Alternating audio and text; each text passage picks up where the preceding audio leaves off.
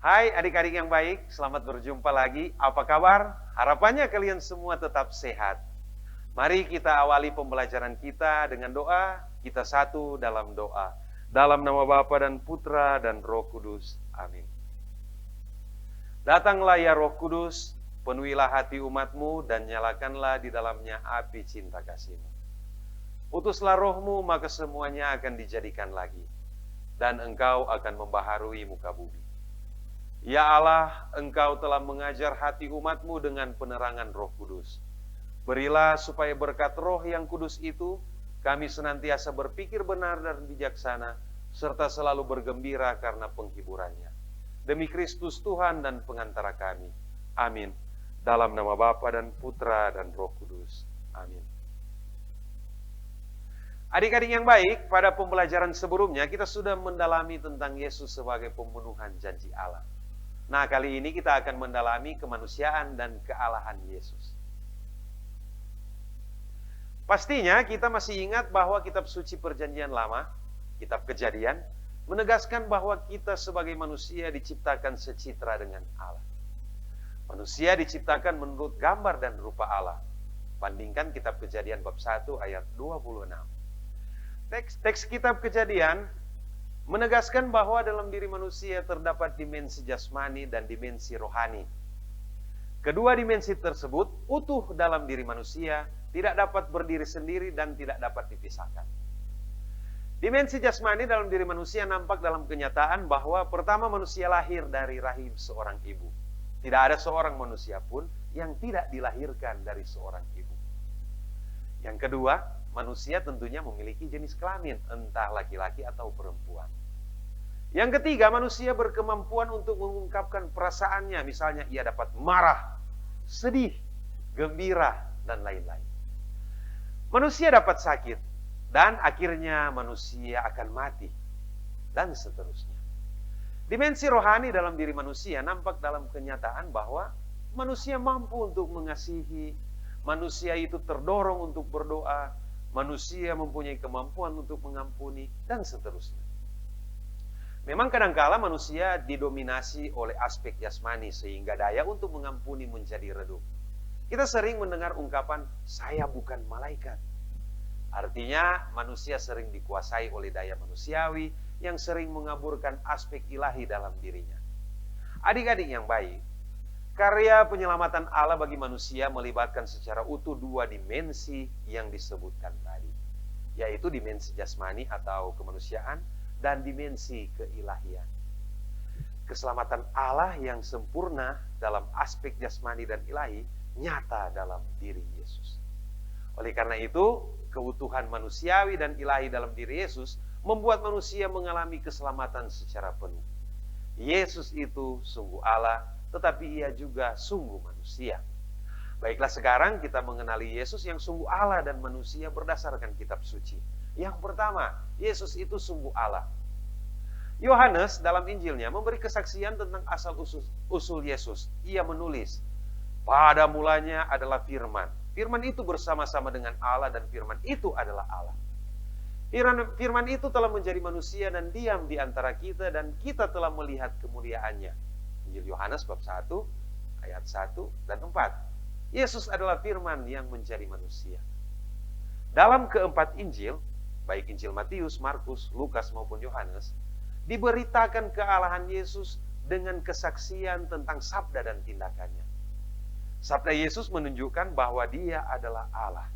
Misalnya, Yesus menyebut aku dan Bapa adalah satu.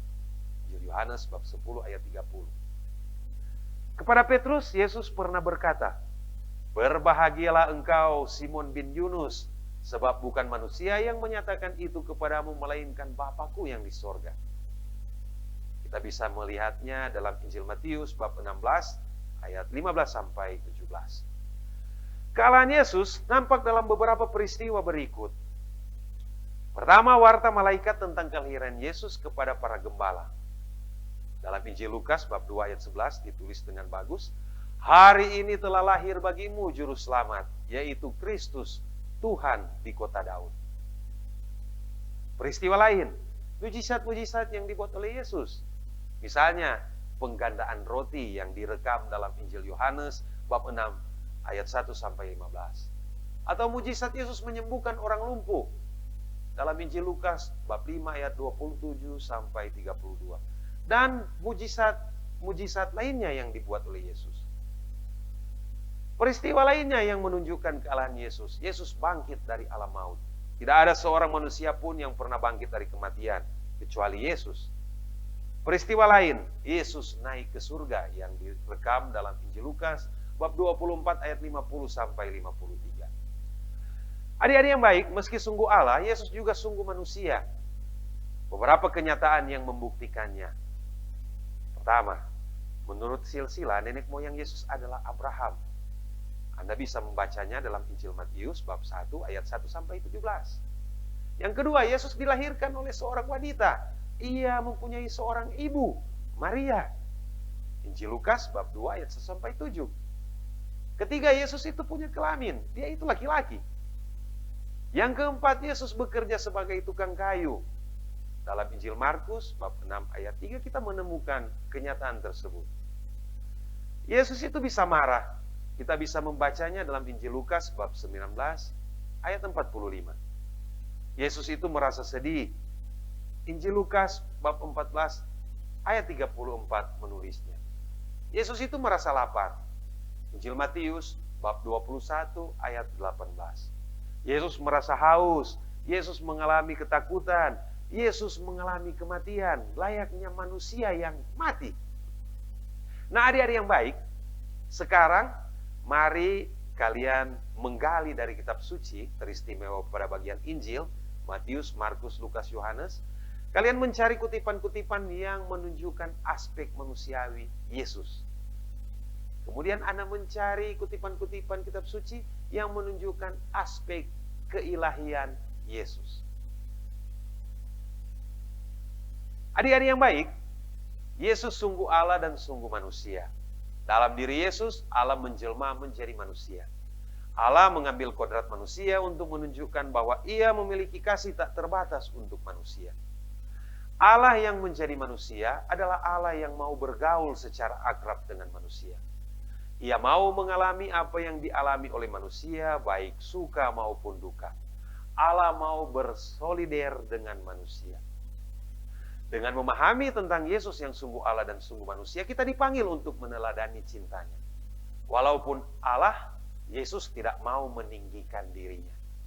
Dalam diri Yesus nampak kasih Allah yang tak terhingga. Ia tak ingin kita manusia binasa karena dosa. Nah, adik-adik yang baik, demikian pembelajaran kita. Mari kita tutup dengan doa. Kita satu dalam doa dalam nama Bapa dan Putra dan Roh Kudus. Amin. Ya Allah, kami bersyukur kepadamu karena berkat pendampinganmu proses belajar kami boleh selesai. Kami berharap kepadamu dan mengimani Engkau sungguh-sungguh. Jagalah kami dan sertailah kami selalu. Doa ini kami bawa kepadamu dengan pengantaran Kristus Tuhan kami. Amin. Dalam nama Bapa dan Putra dan Roh Kudus. Amin.